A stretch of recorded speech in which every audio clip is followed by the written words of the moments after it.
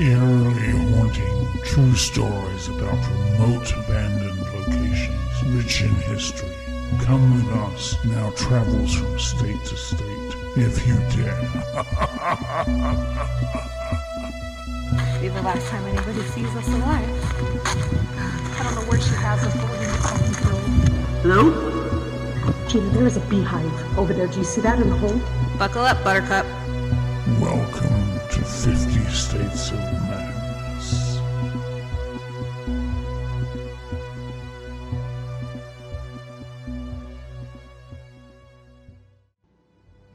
This episode contains content that may be alarming to some listeners. The topic presented today is of a graphic nature. We do our best to talk about these topics with respect and sincerity, and we hope you will join us whenever you feel ready and able. Welcome to 50 States of Madness. Hi, good afternoon. Hello. I'm Shannon. I'm Gina. Yeah. I have a curl that's a little out of control. Oh, you look beautiful. Oh, thanks. Thanks. I've been to the vet today. I have been to get a pedicure. It's my day off. I love these. I know. I'm Our so shirts. excited. They feel so nice and soft. Mm-hmm. Plug. No, I'm just kidding. Yep. But I'm just saying, they're so soft and they're so nice. Yeah, and that was the one thing that we were worried about. Yeah. Why we were being so picky with our merches. That whole plastic, I didn't. Feel. Yeah, I didn't. We didn't want that. So, yeah. So hopefully by the time this airs, we will have beanies and hats and sweatshirts out. So yes. Hopefully, fingers crossed. So, you talk about going to the vet, but yesterday I got a new pet. What do you mean?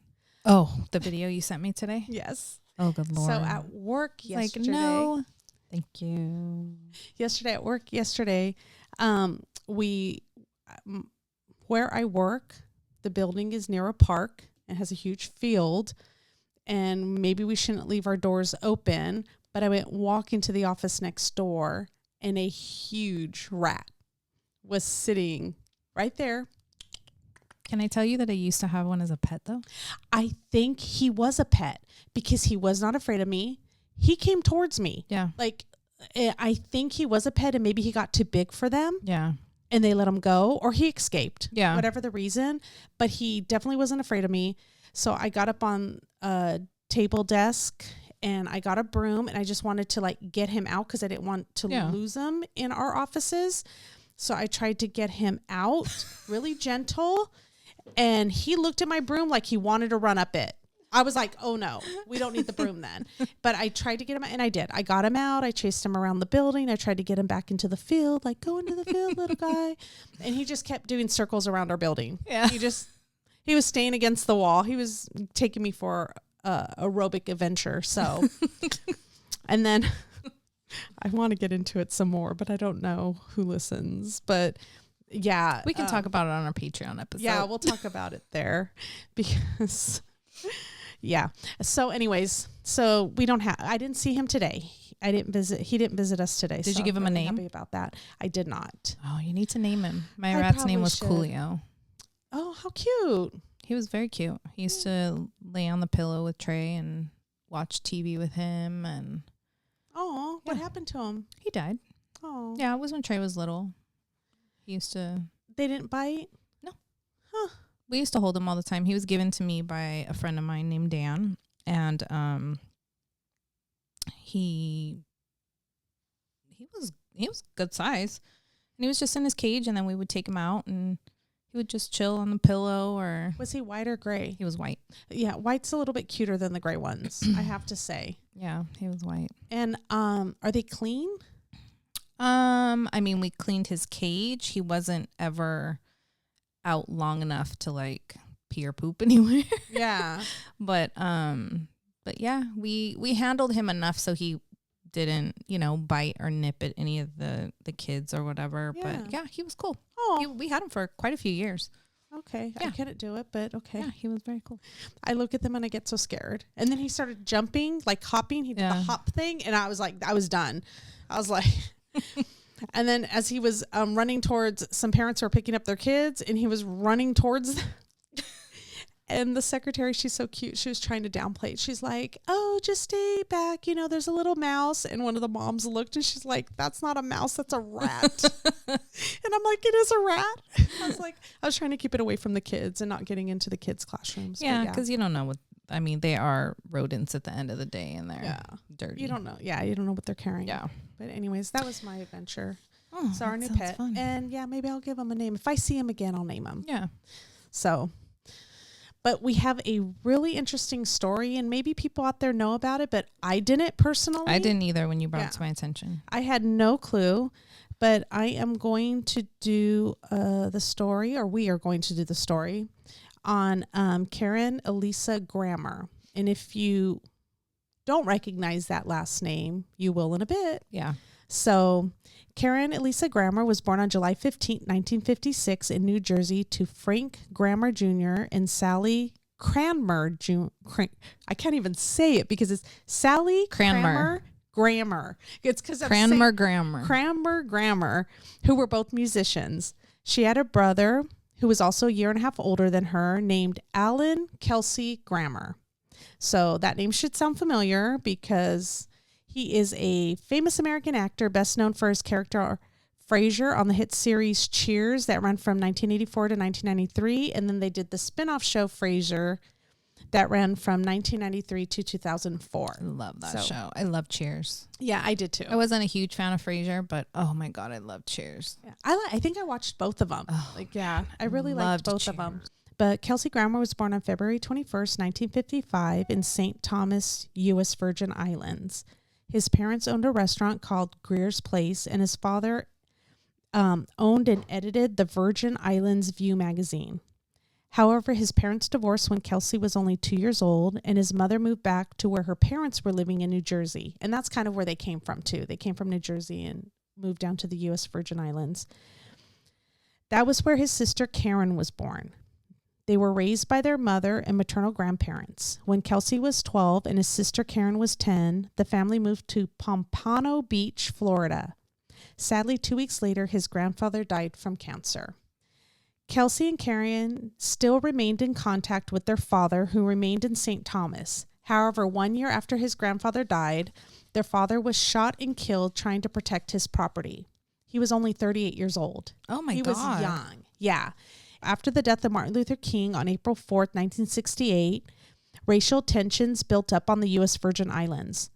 Arthur Bevan Niles, a 29-year-old taxi driver, I can't say this word very well, malignantly anti-white islander, was very upset about the murder of Martin Luther King. On the day of MLK's funeral, on April 9, 1968, he had a run-in with police because he was driving his cab in the streets of St. Thomas with the words, "Kill the white pigs" on it. He was also charged with attempted arson in connection with an unexploded firebomb found earlier in the week at the St. Thomas office of the International Telephone and Telegraph Company. On April 24th, 1968, in the middle of the night, Frank Grammer's car was set on fire, so he came out of his home to investigate it. That was when he was shot twice and killed. Oh my God. His wife had to pull him out from in front of the car because Niles was going to run him over after shooting him in the driveway. And if any of you ever watched Frasier, and I just want to bring this up, Frasier's brother on the show was named Niles. That actually gives me the chills. When I think about it. His brother was named Niles. That's right. And so I tried to find articles if it was done on purpose, if it was done intentionally. Some people think that maybe the writers did it intentionally. Yeah. Maybe it was done on accident. Yeah. One article I read, and I can't confirm it, but Yeah. you know how you just read little snippets from here and there, like little comments on Reddit, things like that. I can't even source where I read it because I kind of, try to look at everything. But one of them said that, yes, they did it on purpose, and like he didn't mind it because it forced him to say like, "I love you, Niles," on it for like to try to like, so the name wouldn't carry so much weight and be so heavy. And so, yeah, I just think that's interesting. Yeah. I don't know if it was a coincidence, what an odd coincidence. That's not a common name. No, that's not a common name at all. No. And it was the guy's last name. Wow. who shot and killed his father. So I don't know if he had a say in it or, you know, I don't know. You know, yeah, that's interesting. Or why it wasn't changed if it was done on accident. Yeah, you would think if it was done, you know, unintentionally. that they would change that. Yeah, but kind of makes you think it was done on purpose. Yeah. Or if he said, no, it's fine, just leave it in. Just leave it, yeah. So 10 days later, Arthur Niles was arrested and charged with the killing of Frank. However, he was found not guilty by reason of insanity and placed in a psychiatric hospital until 1994 when he was released. However, in 2002, he threatened to kill a judge that ordered a restraining order against him to not see his 38-year-old son and was placed in jail. He was released in 2003. And I did read an article where Kelsey Grammer was a little bit upset because they didn't even notify him that the guy was released. Oh, wow. So he had no idea. Yeah. And he lives up in, he's not in the Virgin Islands. He actually followed his son after he was released from the psychiatric ward. He came up here to Maryland to find his son and reconnect with his son.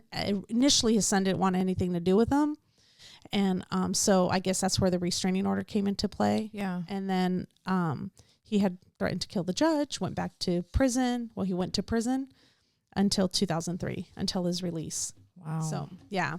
And then the last I heard, I tried to find out where he was today. Last I heard a few years ago, I guess he was married. His wife died. And so there was a little bit about him because his wife had passed away. So in the summer of 1975, Kelsey was attending Juilliard while his sister Karen was in Colorado Springs enjoying a year off from school from Berry College in Georgia. She went up to Colorado Springs to take time for herself, working and dating a guy who worked at a Red Lobster restaurant. It was the same Red Lobster restaurant she worked at. Oh, okay. So on July 1st, 1975, Kelsey had talked to Karen. And this is where it kind of, some things said that it's kind of a little bit confusing because, you know, when you're reading a lot of different articles, and I researched newspaper articles. There's so much conflicting information out there. There is. Yeah. It's so funny, like how nothing can tell you directly. So Kelsey Grammer states that he actually talked to his sister on July 1st, but reports say that her body was found on July 1st at 3 a.m. in the morning. I don't know because of the time difference. Maybe he did. Maybe he talked to her July 1st, you know, at his time, 12 midnight, 1 o'clock in the morning, you know? Yeah. So on July 1st, 1975, Kelsey talked to Karen on the phone. She was making plans to visit the family around July 12th. On 4th of July, Kelsey tried calling his sister, but could not reach her. Finally, he called the police department. According to Kelsey, about 3 to 4 hours after notifying the police, a couple of detectives showed up to his house in Pompano Beach, Florida. They knocked on the door and asked if anyone was sick in the house. He thought that was kind of interesting because he thought that they were there to arrest him because he had been driving without a license for about 2 years. They asked him to step outside because his grandmother had some health trouble.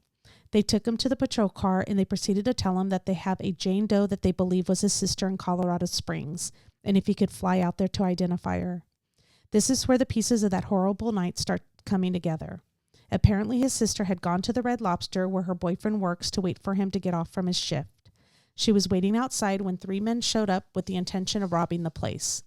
The 3 men were Freddie Glenn, Larry Dunn, and Eric McLeod.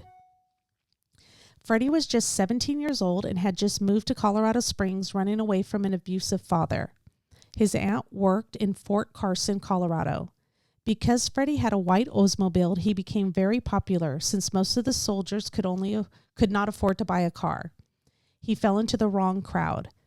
Freddie shared an apartment with 2 Army guys named Michael Corbett and Larry Dunn. And I'm going to try to keep the names straight because there's a lot of like players in this, and some connected to Karen's murder and some just connected to a murder spree that you'll see where it all started, but there was a murder spree before. So Karen wasn't the only victim of these group of guys. And it was just like different guys participating in different murders at the time. So the 3 would get high together, smoking weed, drinking, and dropping LSD. Michael Corbett and Larry Dunn started talking about wanting to pull a robbery but needed transportation. After getting drunk and high one day, Freddie agreed to take them. He drove them to the Four Seasons Hotel, and that's where Michael and Larry kidnapped a 29-year-old man named Daniel Von Loan, who was a cook at the hotel. They ended up shooting him in the head and robbing him of 50 cents. 8 days later, 50 cents. Can you believe it? And I'm giving you all this background because I know, initially it's Karen, but there were murders that led up to it. Yeah. It's worth mentioning those people too, because they lost their life as well course. to the same men, So kind of get an idea. So even though some of them say, I didn't do this, I did that, but you participated in all crime this spree. Mm-hmm. Yeah. So they ended up shooting him in the head and robbing him of 50 cents. That's just crazy to me. 8 days later, have you ever heard of anybody getting, No, I mean, I wonder if did they think that he had money or what was it just like a random killings when they talk about it, it's always about they can identify us. So they just, So they're just all up to no good. They're just high. Yeah. And they're just going around. Yeah. And they can identify us, so let's just kill them.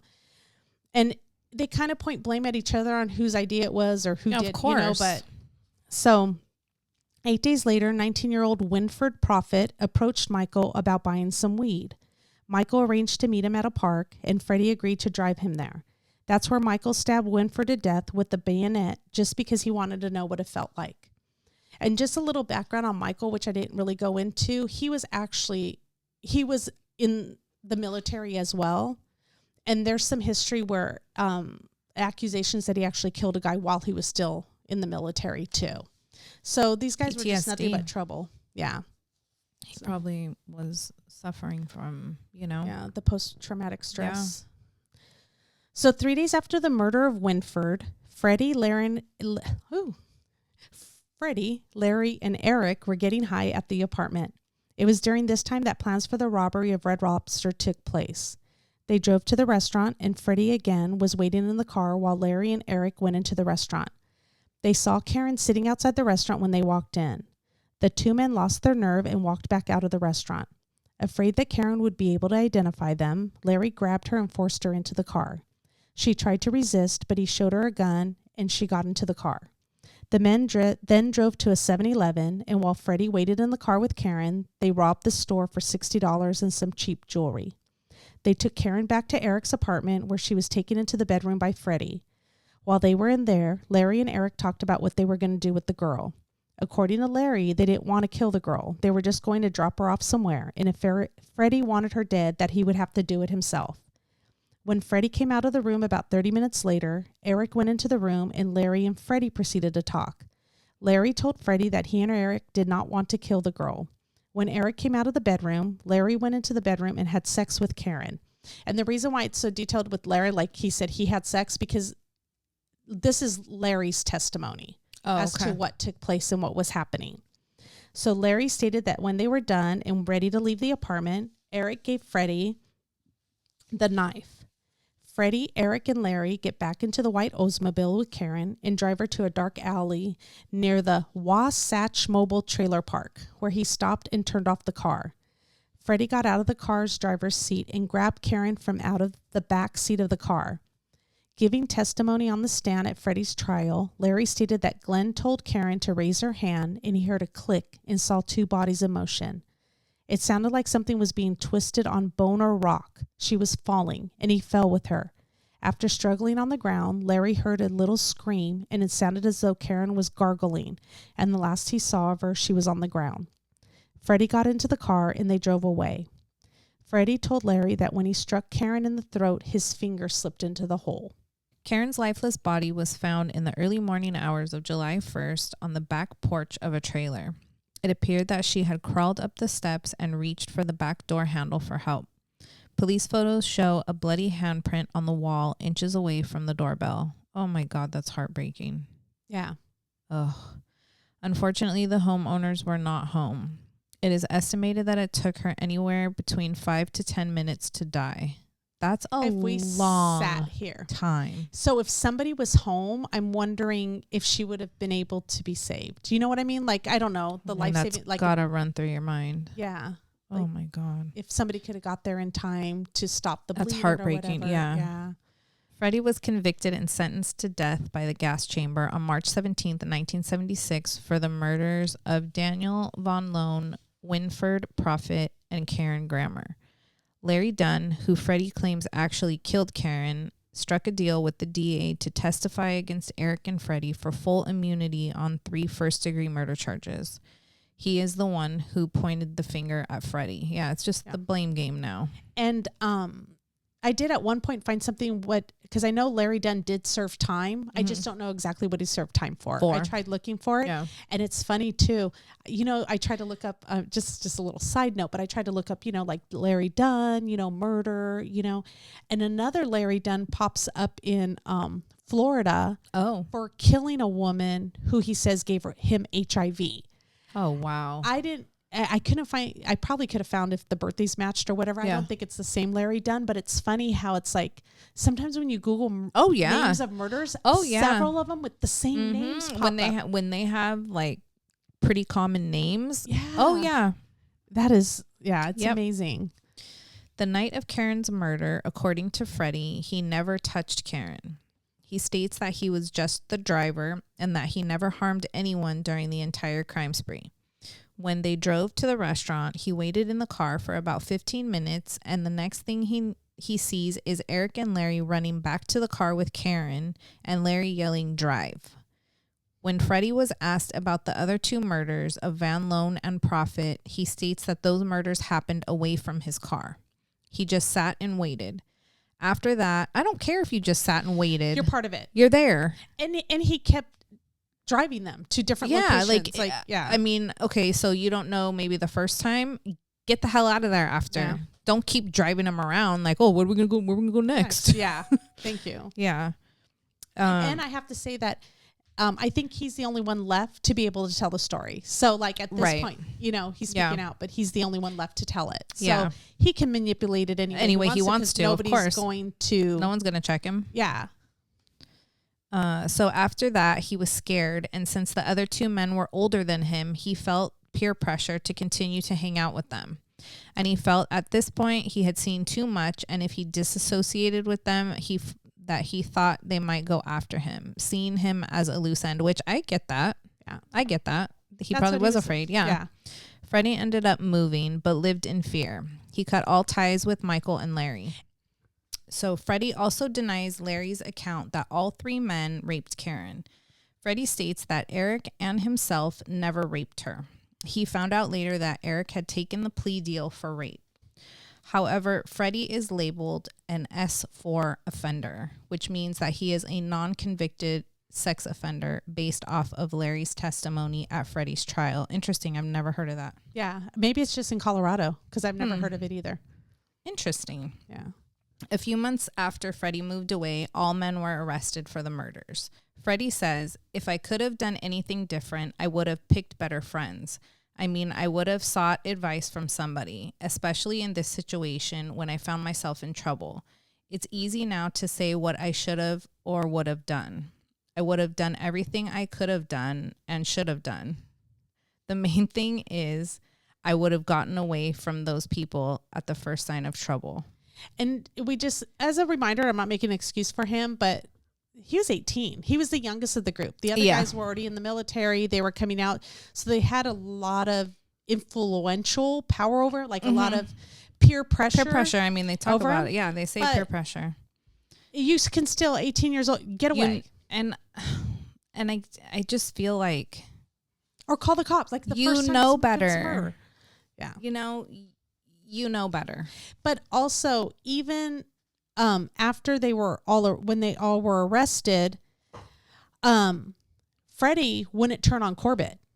Yeah. And, Larry cut a deal. Eric, ended up pleading guilty for rape.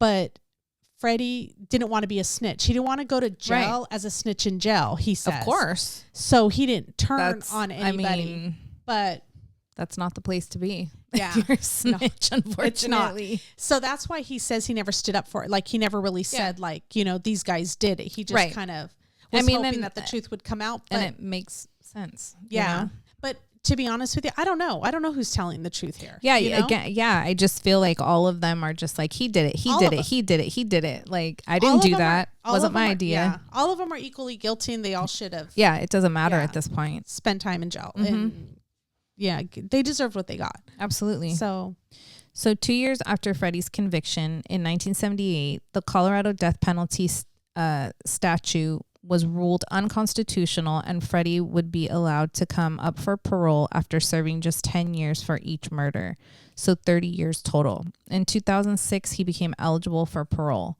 However, he waived his right to a parole hearing so he could enroll in several programs in the prison that would help his chances. And right there, I just want to say, shouldn't you have been doing that all along? You're spending 30 years in jail. Why would you not already be in these programs to become a better person? Now you're coming up for parole. And well, now yeah, you're like, because wait he wants a second. to get out on parole. That's why. Oh, wait a second. Mm-hmm. But you knew that you had this chance 30 years. Well, you were going to have this chance. Think that the judge or anybody, that has anything to do with this case would see that. Yeah. Oh, yeah. I mean, you'd hope so. Other than a 1985 contraband conviction, Freddie had few disciplinary problems in prison. On July 27th, 2009, Freddie came up for parole. Due to bad weather, Kelsey Grammer missed his connecting flight and was unable to attend. However, he did write a letter to the parole board. In the letter, he talks about how his sister was smart and loved poetry, how they would laugh together for hours, that she was his best friend and the best person he knew. He says that Freddie is a butcher and a monster, and could the board be certain that he would not slaughter another innocent life and destroy another family if he was let out of prison. He goes on to say that he forgives Freddie, but he could never escape the horror of what happened to his sister. He finished the letter by saying, "Please do not release this man from prison. Freddie was denied parole." Yeah, he just, he says that he forgave him just for his own sanity. And that's what most people say. The family members say that a lot. Talked about it on numerous episodes now where they're not doing it to release you. No, it's for themselves. Just because. So they don't. And it's funny how some of them think like, oh, they forgive me, they should be letting me out. No, it's not for you. No, it's so I don't live with that hatred for the rest of my life. It's affecting me, so. Yeah. Freddie was eligible for parole in 2014, where Kelsey Grammer gave an emotional testimony via video conference. Freddie interrupted him and apologized, saying he was young and made mistakes. "Thank you," Kelsey Grammer said. "I accept your apology. I forgive you. However, I cannot give your release my endorsement. To give that a blessing would be a betrayal of my sister's life." Again, Freddie's parole was denied. After that parole hearing, Freddie wrote Kelsey Grammer a letter. What nerve? Yeah, well, maybe after he wrote this letter because Kelsey at one point said, like, why haven't you reached out to me sooner? Yeah, why are you doing this now? Yeah, well, during that time, he said, like, you're apologizing to me, but it's taking you till 2014 to apologize to me. This was how many years ago? Like, so, come on. Yeah, and you're going to get something out of this, right? Yeah. Like, that's why, because you just want basically, something. Yeah. Why he's writing the letter. Yeah. So the letter says, "Hello, Mr. Grammer. At my parole board hearing, you asked me why I never tried to contact you myself. And if I had, maybe you could have helped me. Prison policy doesn't allow inmates to contact family members or victims. However, as I said at my hearing, I still tried to contact you myself, as did my fiance, Belinda Gardner, and my sister, Gwendolyn Glenn. I have had numerous opportunities to grant interviews to newspapers, TV stations locally and nationally, etc. I was never interested in contacting or speaking with these people out of respect for you and your sister." Oh, now you have some fucking respect? Yeah. You killed her. Thank you. Jesus. It's just amazing how self-centered. Oh my God. I can't even describe it. Yeah. Oh my God. I've always wanted you to be able to hear me first so I could tell you what really happened. I didn't want you to have to read or hear about it through the media. So that's why I stood silent. Out of pure desperation, I thought about granting some woman an interview shortly before my parole board hearing, but I was advised not to do so. My sister Gwendolyn hired Mr. Buck Taylor, director of the National Clemency Project, to represent me at my parole board hearing. For 40 years, no one has helped me. Oh, I'm sorry. It's been me against the world. I've been through hell. Everyone has taken a turn attacking me, lying on me, making me out to be a cold-blooded, horrific killer, when the truth is I never killed anyone. The letter continues with Freddie apologizing but denying having anything to do with the murder. Yeah, and it's, they talk about, Belinda, his fiance, and I think it comes up again, but, you know, she met him in 1975 before he went to jail. So they've known each other this whole time, and they've been together this whole time. Mm-hmm. She's been by his side. But it's amazing how, you notice how it turns to, I'm sorry, I'm reaching out to you, but my life, how horrible it's been. People like, but you align yourself with those people. You allow yourself to commit those, because it wasn't like it all happened in one day. It wasn't like I told him I was going to drive, I'll drive him to the store. Right. And all of a sudden it's boom, they grab this guy, boom, they kill this guy, boom. Corbett's not even part of this part, the one who was part of the original murder of the 50 cent, the guy, poor Mr. Daniel Van Loan, who got taken for 50 cents, his life, you know? So it's like, I can see kind of like being like, I didn't know this was going on. I got scared. We're all in the car. But even after the first murder, you continue to hang out with these guys. You are the company you keep. In 2017, Freddie came up for parole again, and again it was denied. Freddie's fiance, who has been by his side since 1975, says that they believe it's the weight of Kelsey's stardom that keeps Freddie behind bars. Wow. Yeah. What nerve. In 2022, he was once again denied. Freddie will not be up for parole until November 2027. Michael Corbett was sentenced to 2 life sentences for the murders of Daniel Van Loan and Winford Profit. He was denied parole at his first eligible parole hearing in 1996. He was again denied parole in 2010. Corbett died of kidney failure on June 25th, 2019. Wow. Yeah. And like I said, I tried to find out where, what happened to Larry Dunn. I know, I'm assuming he passed away, I think. I think Eric McLeod might still be alive. I don't know. And just also, I just wanted to add that Kelsey Grammer has come out and spoke about it. He's been on a podcast. He talked about it. In an interview with Larry King Live. He talked about it. How have I never heard of this? I know. He's also written a biography. And I think he, in there, he probably mentions it. I haven't read the book, but I want to. But he also had 5 years after his sister was murdered, when he was just 25, because it happened when he was 20. When he was 25, how I mentioned he had the 2 half brothers. Mm-hmm. They actually were scuba diving in the U.S. Virgin Islands, where they still lived with their mother. And they were attacked by sharks, and both of them were killed. And they only both of them were killed, and they've only found the body of one brother. So not only did he lose his sister, he's lost his 2 half brothers. He lost his dad.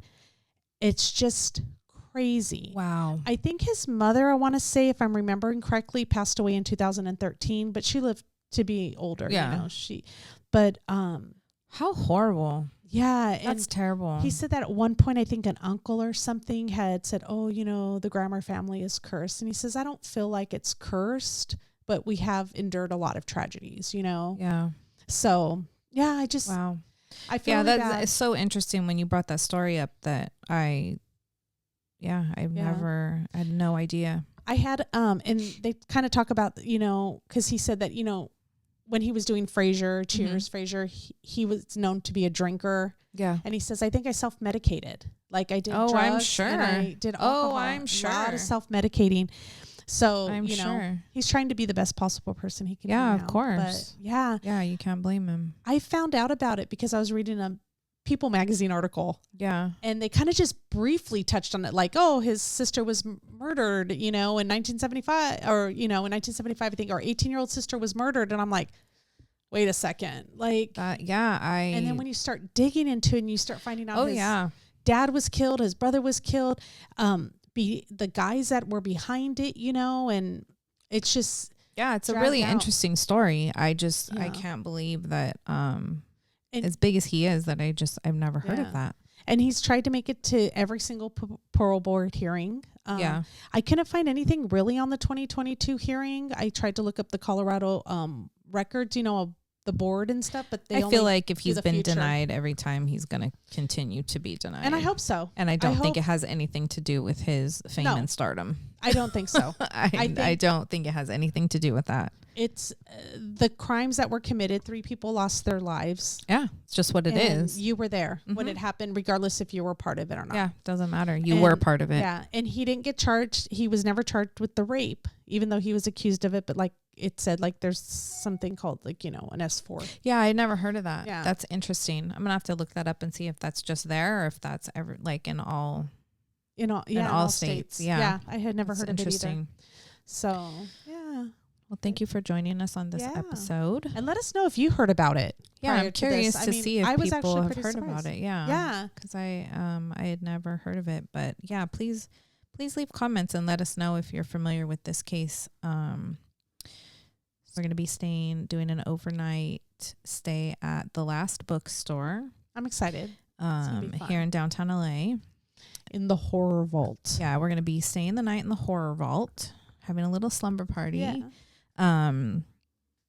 It's a really interesting place. It's an old bank building in downtown LA. I was going to ask you that because they have a vault, but I didn't know if they put the vault there to make it interesting for the bookstore or if it used to be a real bank vault. It used to be a bank building. The Last Bookstore did not start out. It was in downtown, but that wasn't the location. I believe it was just in this little loft area, and then they moved early into opening up, and now they've been there for years. But that was actually one of the last places that Elisa Lam was seen. Yes, and we did cover that in one of our episodes. Yeah, she is the girl that passed away in the water tank at the Cecil Hotel. So she was obviously last seen at the Cecil Hotel, but she did during her visit to the Cecil, she actually talked to an employee, and while she was there, and I've seen numerous interviews with the lady that spoke with her. So, but it's just a cool place. I love going there. They have used books and it's such a cool, I have so many t-shirts from them, and I don't know. It's a cool bookstore. It's a really cool bookstore if you're into books and you're ever here in LA.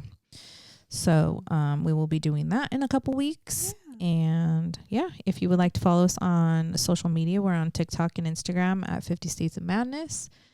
Thank you to our Patreons. If you would like to support us on Patreon, we are at patreon.com/50 States of Madness. Our merch is out, and our merch is at 50statesofmadness.bigcartel.com. Yes, please. And it's not linked on our website, so our merch tab on our website will not get you to our merch. Not yet anyways. So make sure to go to 50statesofmadness.bigcartel.com. Thank you, and shout out to Rolando for doing that. For us. Thank you. And thanks again for visiting us this week. Yeah. So we will be back next week with, I have no idea what we're doing. You know what? But it's always an adventure. Thank you so much. Have a good week. Bye. Bye.